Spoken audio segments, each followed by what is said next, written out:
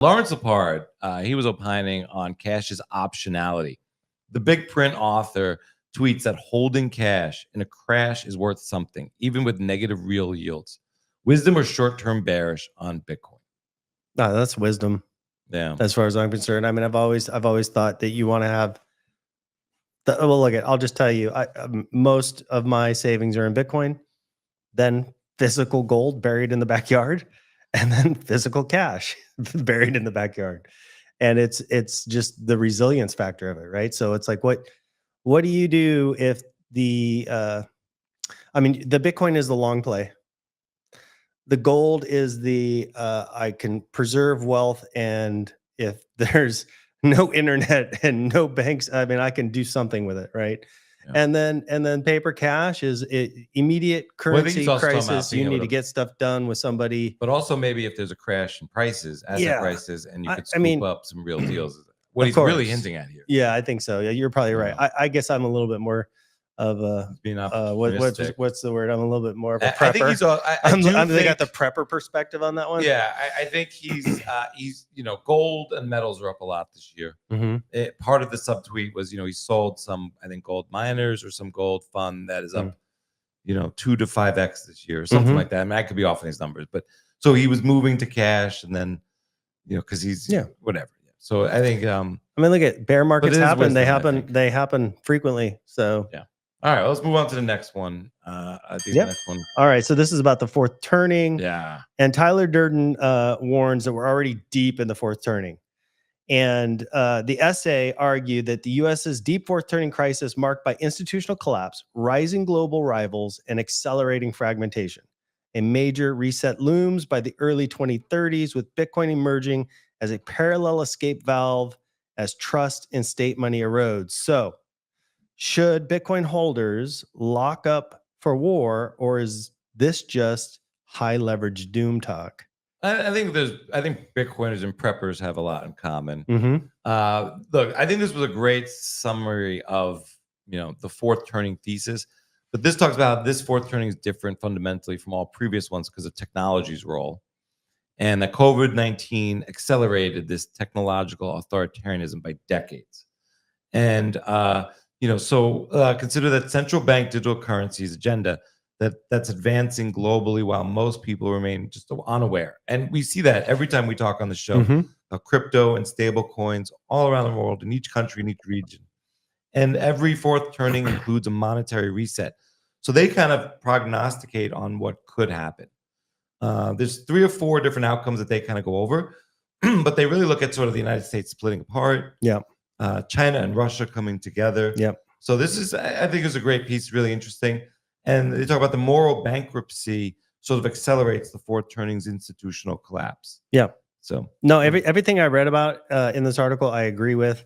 I mean, I run in my mind, constantly run different scenarios about how this plays out. So I'm sort of mentally prepared for every possibility. But I agree with a lot of what they said. One thing I would say is that I don't think we're going to have World War III. I think we're going to have lots of wars all over the world. Lots of smaller regional wars as we restructure the monetary system and trading partners. And some people are getting left out or are being devalued and trying to repartner. So I think you're going to see a lot of chaos, a lot of different, a lot of small pockets of volatility. I think the larger war we're already experiencing. Yeah. The larger war is social media. Yeah, on screens. It's messaging. Yep. And the difference between what's on your wall and my wall, your feed and my feed, that fifth generation warfare, that information warfare, that's been ongoing, and it's designed to create the fragmentation. Right. And so, I think people are going to. I think they're totally right. I think the U.S. does end up splitting up and becoming different regions. I don't know if they're perfectly accurate with the way it gets divided, but I mean, this is why, right? This is why in the previous comment it was Bitcoin, gold, and cash, because you need optionality and that kind of chaos. So this talks about fourth turnings are generational psychodramas. where every archetype plays its destined role, but something's different this time. The actors seem to be forgetting their lines. So the boomers are supposed to be sort of like the wisdom, and they're supposed to be like, hey, everyone, like, let's fucking settle down and figure this out. Let's solve problems. But they're just like me. And then I think it's Gen X. That's probably us. Or just like, how do we fucking deal with this? Yeah. And just go homestead, go homeschool, Bitcoin. I know. I was reading crypto, this. I was like, right? yeah, you nailed my generation. Right, just how do I just go off and solve this? Every man's an island type thing. Yeah. And then, but the millennials are what worry them, or the author. He goes on to say half of them want socialism without understanding that socialism requires a social cohesion. Yeah. So whether he's not even saying it works or doesn't work, just kind of have to have a cause though. And remember, this generation doesn't really have, or the younger generations don't have something to unify or fight against. Right. The problem might be that the crisis is abstract. Like COVID was scary, but not scary enough. I mean, had a 99% survival rate. Okay, it's not like Pearl Harbor. I think this is true of millennials in the West. I don't think this is true of millennials around the world. Sure, meaning, maybe. Like, so you take millennials in Latin America, totally different mindset. I work with some of them. Millennials from Africa, largest, fastest growing population, totally different mindset. So that millennial generation may be the savior of the future. Like, they could be the the next great generation, or I forget which one they match up with, but they could really lead us into a prosperous future. But they may not be the millennials of the West, because they really got the millennials of the West really got the wrong end of the deal here. I mean, they were like promises just ripped out from under them left and right. Yeah. The American dream, gone. Buying a home, gone. Get a $250,000 college education and you'll be paid high, gone, right? Let's say, like, they really got screwed hard. And I can understand the nihilism. I think some of them are finding Bitcoin and finding hope. I talked to Bram Cranstein about that today on our podcast at Byte Federal. And I think it's divided, right? There's some nihilistic groups and there's some hopeful groups. So it's just going to be less cohesive here in the West, I think. Yeah. All eyes on Taiwan. Yeah. All right. Let's move on to the next one. All right. Consumer spending can't grow mathematically unless stocks rise. And we highlighted that at the time. It was very controversial. My point is, it's not controversial anymore. Everybody knows that A, the stock market is effectively the economy. B, they need it to fund the treasury market. And C, therefore, any dips are to be bought, because you take stocks down 20, 25%, which earlier in our careers was like, okay, kind of a nasty correction, but so what?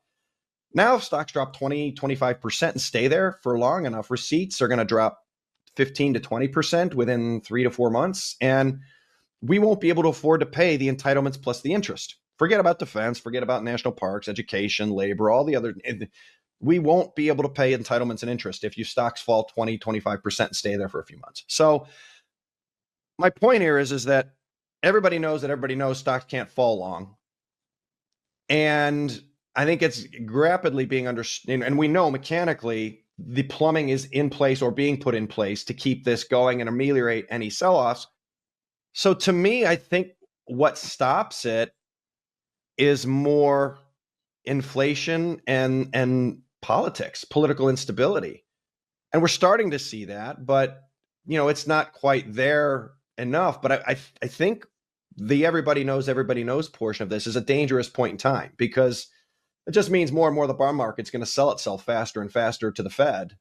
And that's really good for gold. It's really good for Bitcoin. I think it's great for the stock market in dollars. I think stocks will keep falling in gold terms and Bitcoin terms over time. But, what do you think he's describing there? Well, I follow Luke, so that's not new messaging for Luke. And I think secularly, totally correct. Like long term, totally correct. But I do feel like, don't put a line in the sand at 25% and buy it. Like, I think that could also be translated to deeper, sharper, faster corrections.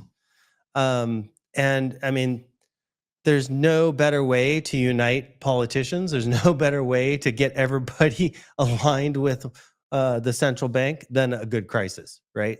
If you need to refinance $9 trillion next year, you need you need to fix or make housing more affordable. You need to get the Democrats and the Republicans to all of a sudden agree on something. Nothing better than down 40%. I mean, COVID was a great example of that, right? I agree.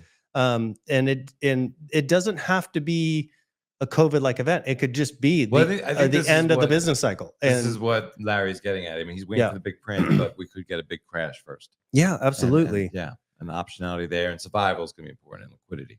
Yes, 100%. Yeah. Yep. All right, So, and then Luke says this over and over again. Don't take leverage.